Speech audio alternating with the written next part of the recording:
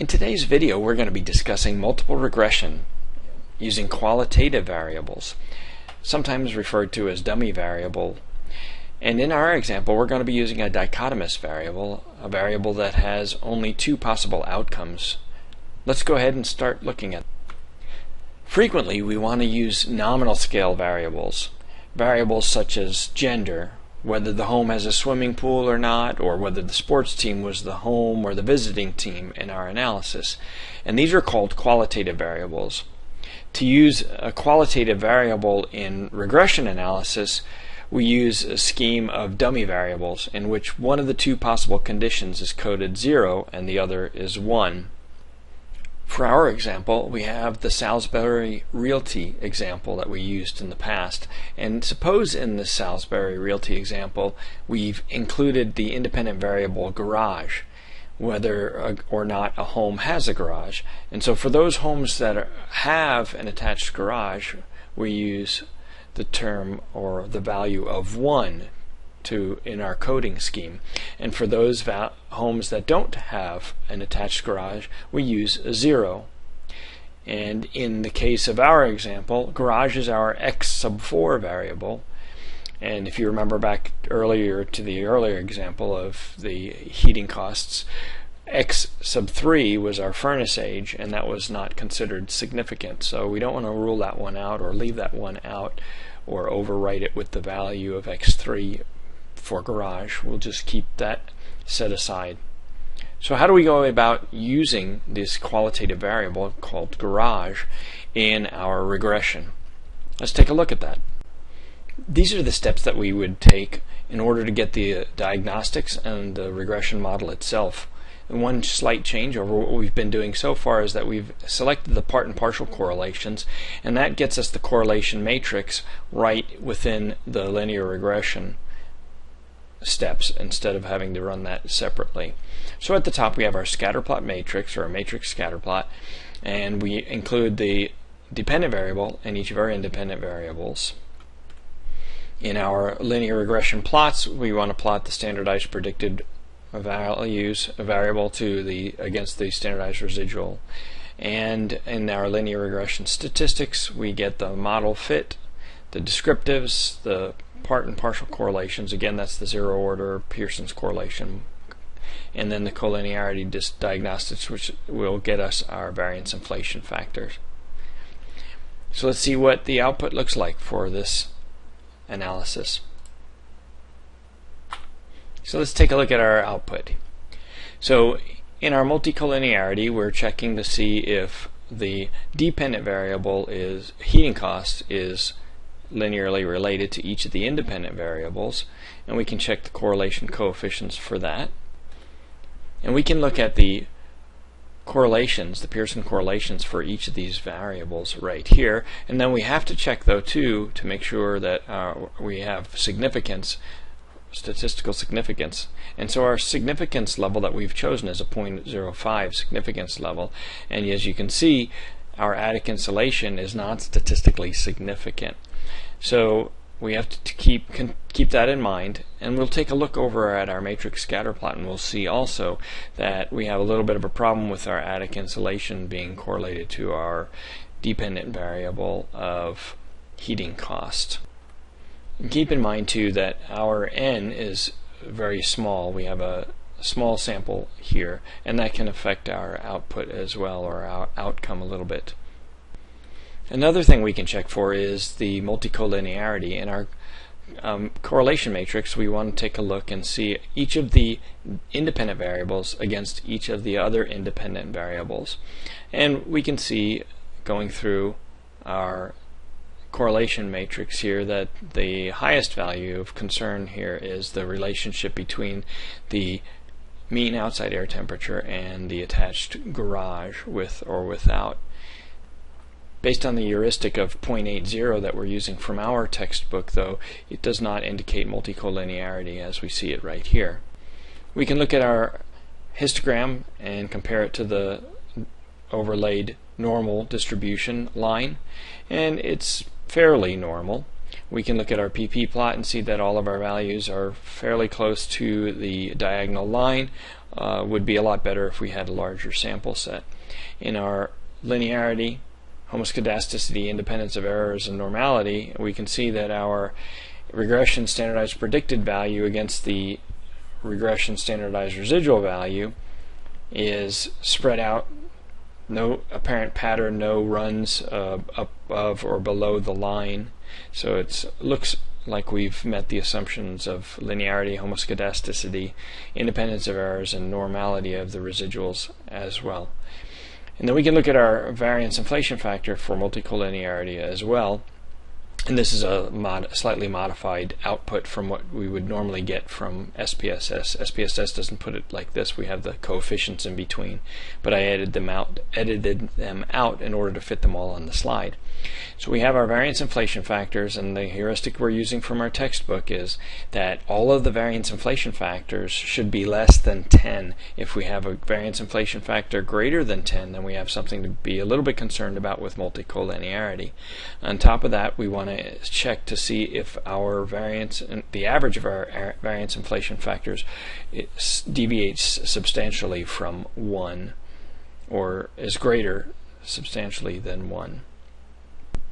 Now I know the excitement is really building and you want to get to the model output, so let's go ahead and get right to that right now. By now you should be familiar with the model output and what each of these mean, but let's take a look through them anyway.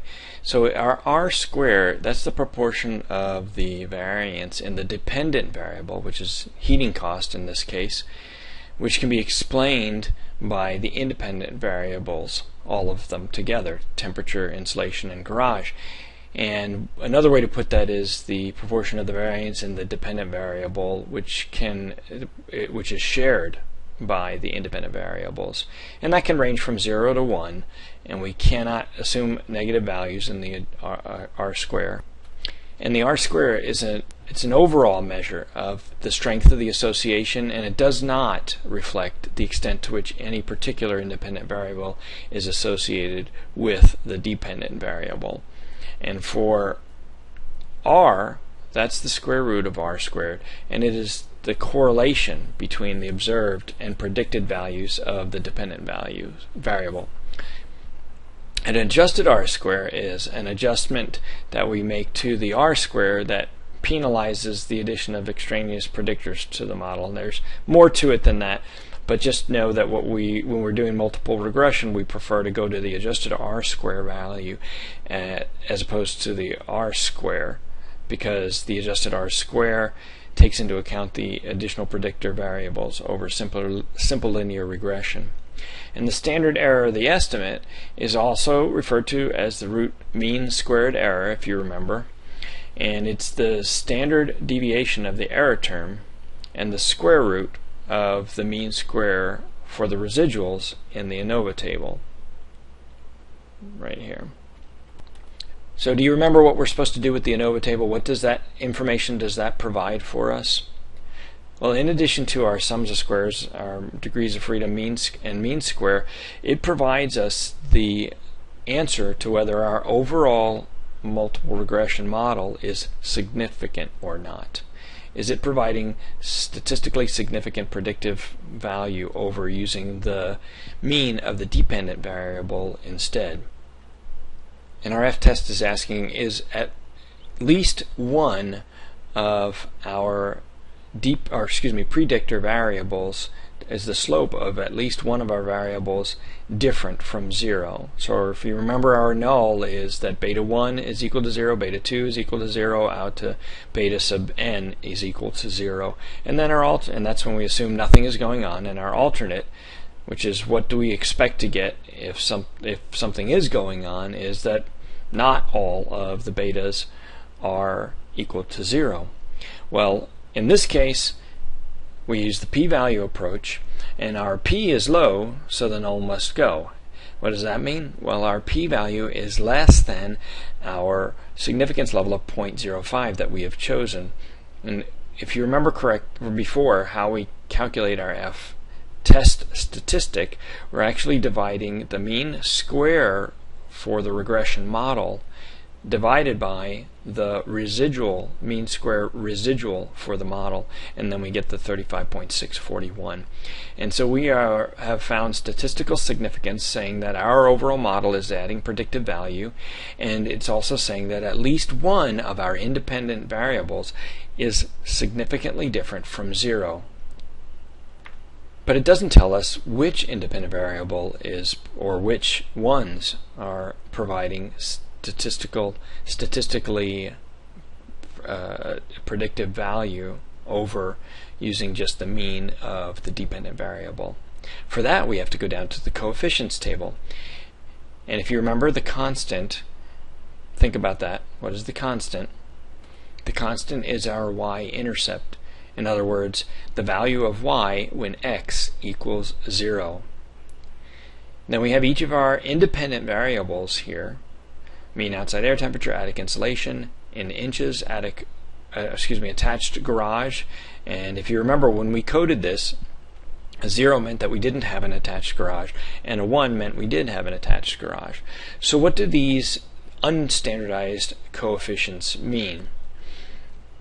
Well, the unstandardized beta coefficients for the independent variables are giving us the value of the regression equation for predicting the dependent variable. So we would put these values all into our regression equation, and then the y-intercept would go in as well, and that's our beta sub 0.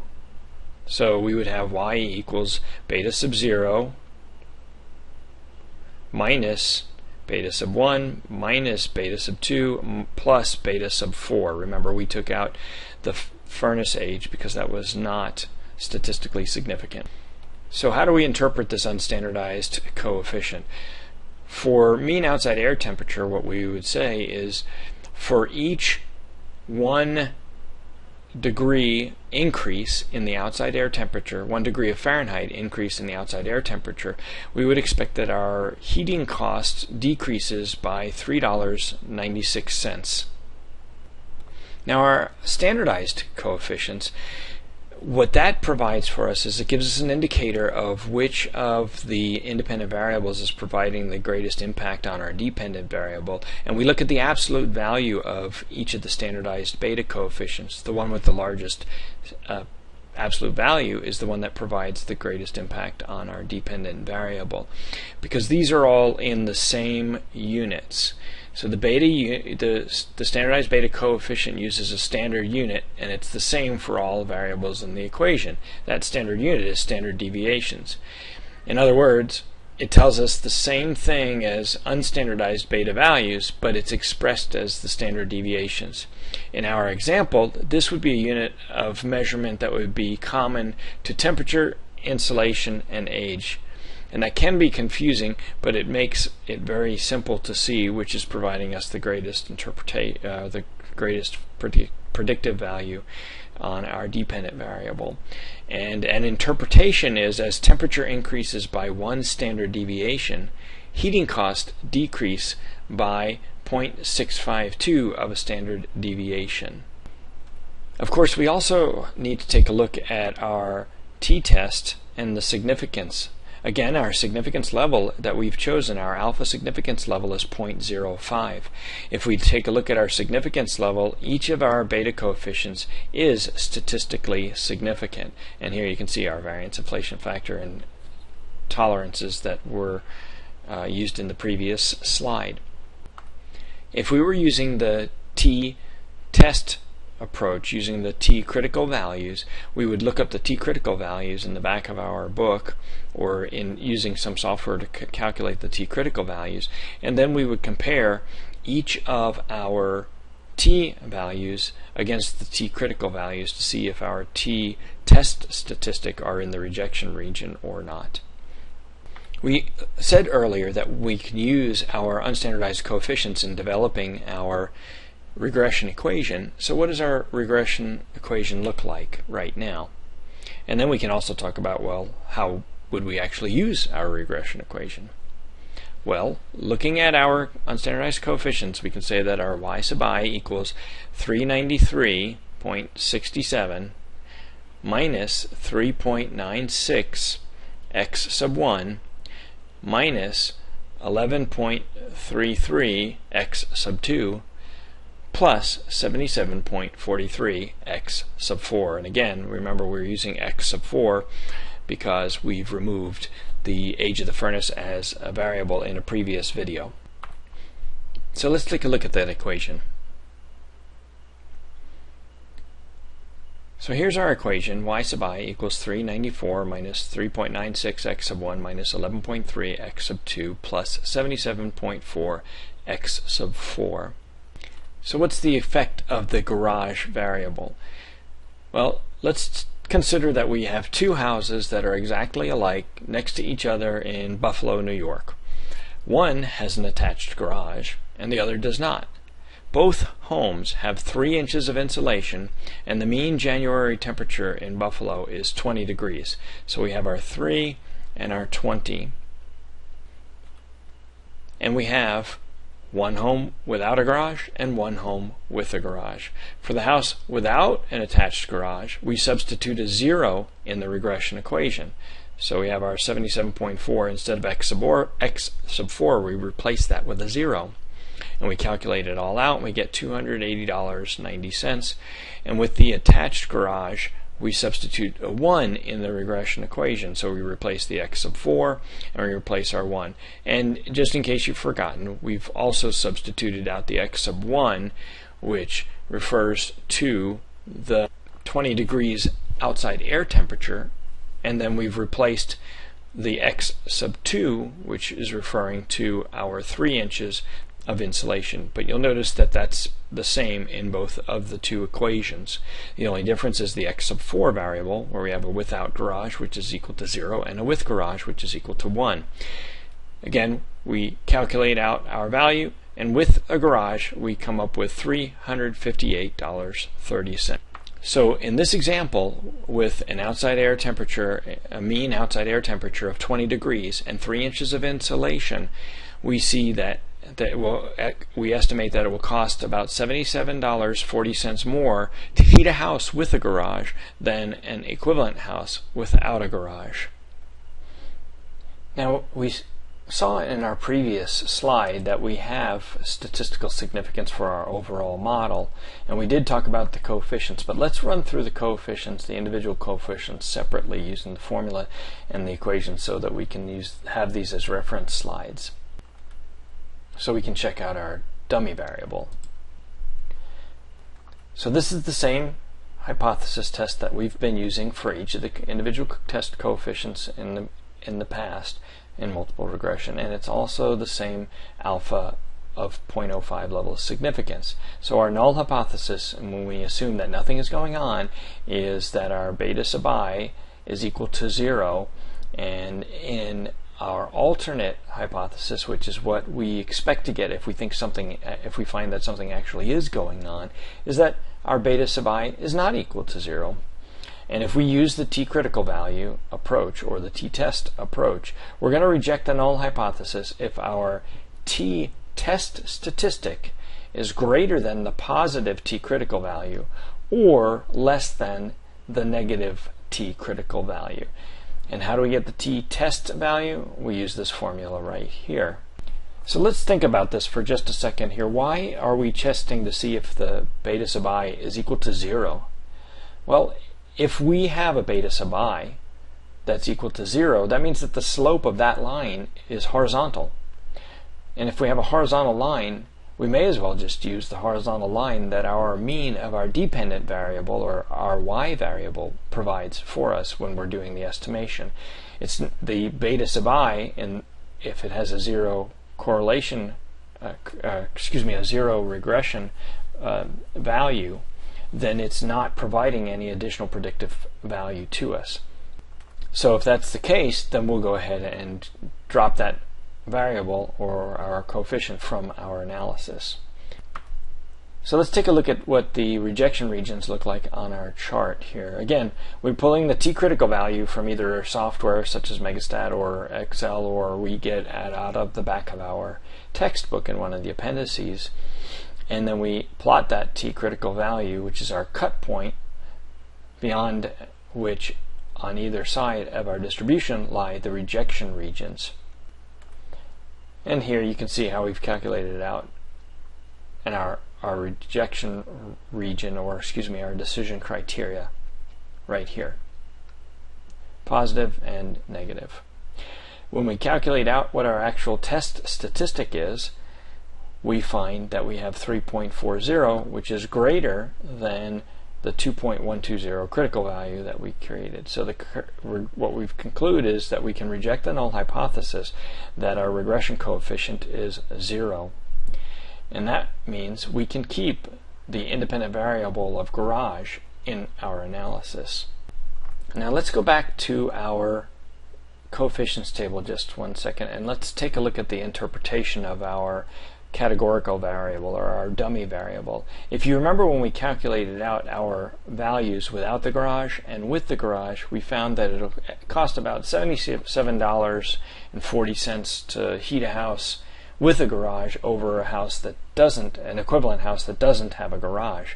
Well, if we look at our regression, unstandardized regression coefficients right here, we can see that value as well. When we look at this coefficient, it's different from the other coefficients that we have in that we aren't really increasing. We're either with or without an attached garage. So we wouldn't say for each increase in number of garages we have, we would see a corresponding $77.43 increase in our heating cost, or excuse me, increase in our heating cost. Instead, we would just narrow it down to two options for an attached garage home holding the other variables constant. We would expect our heating cost to increase $77.43 over an equivalent home that does not have a garage.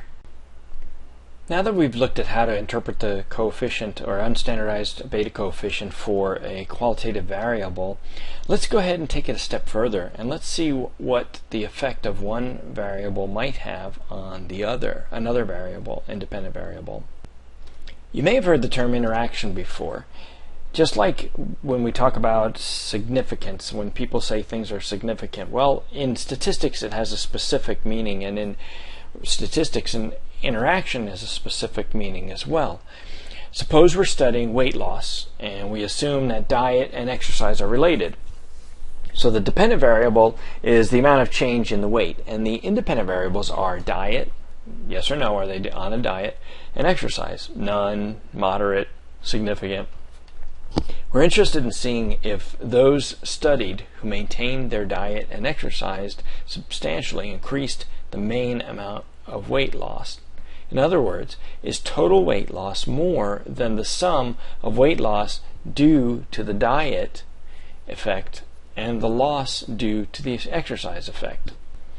Instead of using two nominal scale variables, diet and exercise, we can examine the effect, in other words, the interaction, several ratio scale variables, or in our case of our example, we'll just use two of our ratio level variables. We'll count it by doing the heating cost example.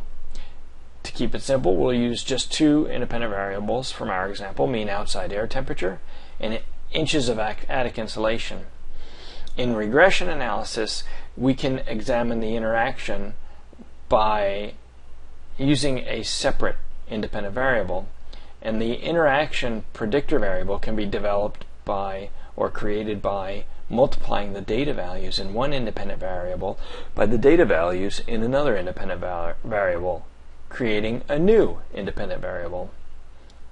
A two-variable model that includes an interaction term is what we have on the screen here. Y sub heating cost equals beta sub 0 plus beta sub 1 x sub temp plus beta sub 2 x sub insulation plus beta sub 3 x sub temp x sub insulation.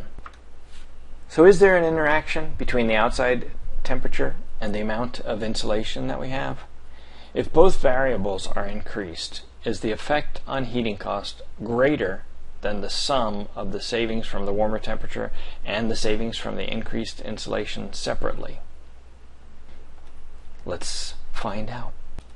In SPSS, we can calculate the interaction independent variable by using the compute variable function that's under the transform menu. And all we're doing is we're multiplying temp by insolation, and we create a new variable that we're calling temp x insol, and you can use whatever name you want, but we're going to call it temp x insol just to keep it clear and consistent throughout the video. If this is your first time using the compute function with SPSS, you can go back through and check your data and do a couple of the multiplications yourself manually to compare with the results that SPSS produces, so you can see that SPSS has produced the proper output for you in the temp x insol variable. If you remember, well, actually you wouldn't remember since this is new. If we click on the type and label here, you can enter a label that provides a little more descriptive information than temp x insol in there. So you could write interaction of temp / insol or whatever label you decide to choose. And once you've confirmed that the multiplication worked, you can perform a regression analysis now using the new variable as the third independent variable. So we can start by checking our assumptions. And as a reference and a reminder, we can go back through our regression flow diagram with all of the diagnostics listed here for us as well. We can go through and check our correlations. Again, we want to make sure that we have linearity through our linear relationship between each of the independent variables and heating cost. We can check that. We also want to try to ensure that we do not have multicollinearity, and the heuristic we use is 0.80, so an absolute value of greater than 0.80 is a concern for us when it comes to multicollinearity. But then we also look down here where I've highlighted the warning for you.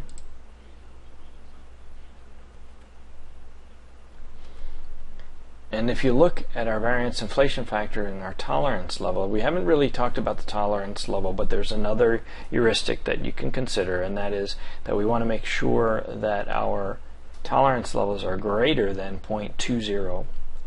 And our variance inflation factor, as we said before, we want to make sure that they are less than 10. Well, here's our interaction independent variable, the interaction of temperature and insulation, and it has a pretty high variance inflation factor and a low tolerance level. Why is that? You may remember in one of our reference slides that the variance inflation factor may be calculated for each predictor by doing a linear regression of that predictor on all the other predictors and then obtaining the r squared from that regression. So remember, the variance inflation factor is just 1 divided by 1 minus r squared. It's called the variance inflation factor because it estimates how much the variance of a coefficient is inflated because of linear dependence with other predictor variables or other independent variables. So a variance inflation factor of 1.8 tells us that the variance, the square of the standard error of a particular coefficient is 80% larger than it would be if the predictor was completely uncorrelated with all the other predictors. Again, the variance inflation factor is 1.8, so that means 0.8, it's 0.8 larger than it would be if the predictor was completely uncorrelated with all the other independent variables. So think about our model again. If our model has temperature as an independent variable and insulation as an independent variable and temperature times insulation as an independent variable, both temperature and insulation are likely to be highly correlated with their product, in other words, temperature times insulation. This is not something to be really concerned about, however, because the p-value for temperature times insulation is not affected by the multicollinearity. Also, if we specify a regression model with both x and x squared, there's a good chance that those two variables will be highly correlated. In other words, if we had an independent variable x and then an independent variable x squared, it's highly likely that those will be correlated or highly correlated. So you want to keep that in mind if you do any transformations, because many of the transformations will square your results. You can reduce the correlations by centering the variables. In other words, we subtract the variables from their means before creating the powers of the product, but the p-value for temperature times insulation will be exactly the same regardless of whether you center or not. And so all the results for the other variables, including the r-squared, will be the same in either case. So in this particular case, the multicollinearity really has no adverse consequences for us. And now the moment you all have been waiting for. Let's take a look at the model. Again, you can take a look at all the assumptions, and I imagine you've been looking at a little bit of that while I've been talking. Here's our model output. So, based on this, is our interaction significant? Well, first of all, let's check our global model. That's the first thing we should be checking, right? Is our overall model significant? Are any of the predictor variables adding predictive value to the model? In other words, our null hypothesis is all of the beta coefficients are equal to 0.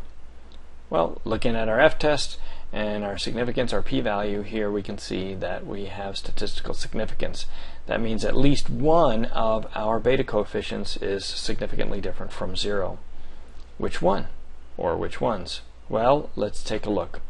We know from previous examples that our mean outside air temperature and our attic insulation are statistically significant, and we can confirm that by looking at our significance for our t-test here. And each of them are less than our alpha level of 0.05. So what about our interaction effect of temperature times insulation? Our unstandardized coefficient is listed here, and our beta coefficient, t-test score, or t-statistic, and then our significance. So in this case, no, our interaction effect is not statistically significant. So our interaction of temperature times insulation is not statistically significantly different from 0. If you remember, our t-critical values were negative 2.120 and positive 2.120.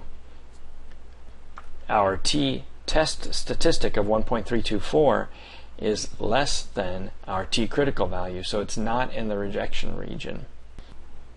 If the interaction was significant, we would have to do additional analysis to determine the nature of the interaction, and one method to do that is to do simple slopes analysis.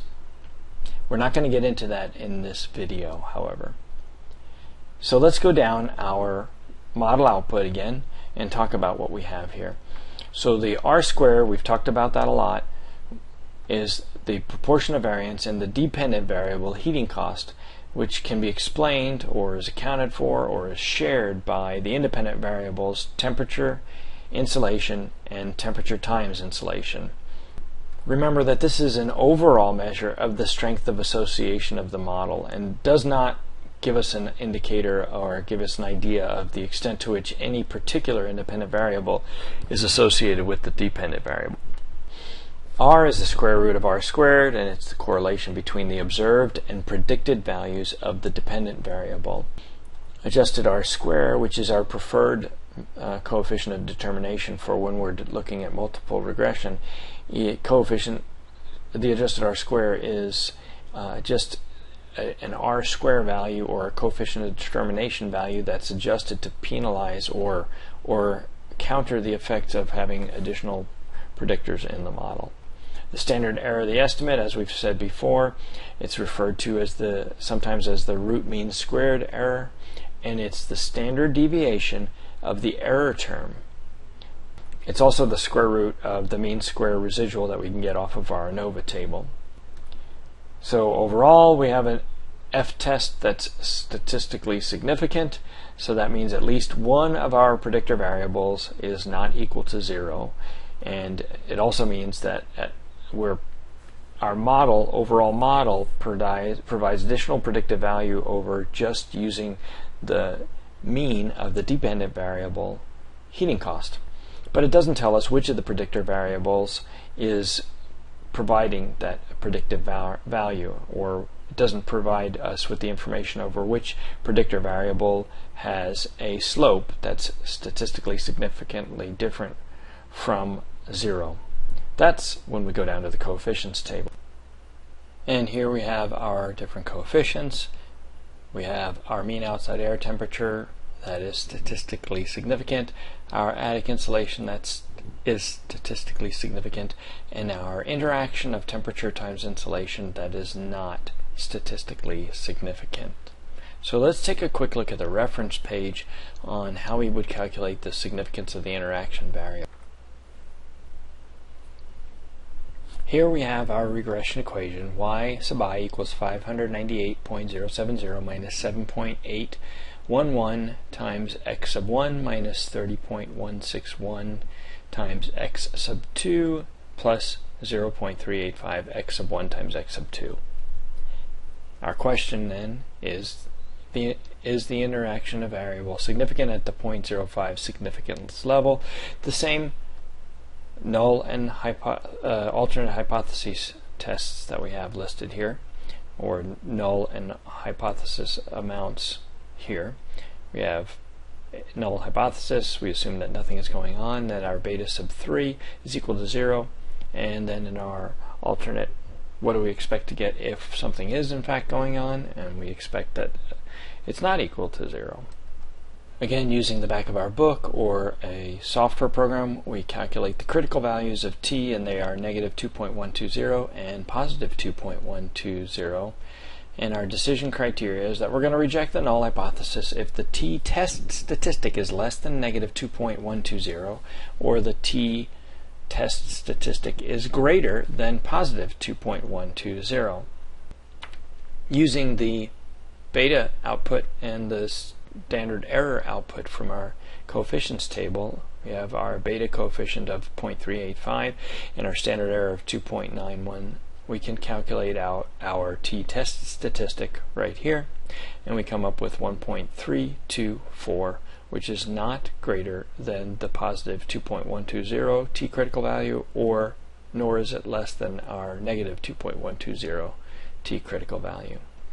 And that's our video for today.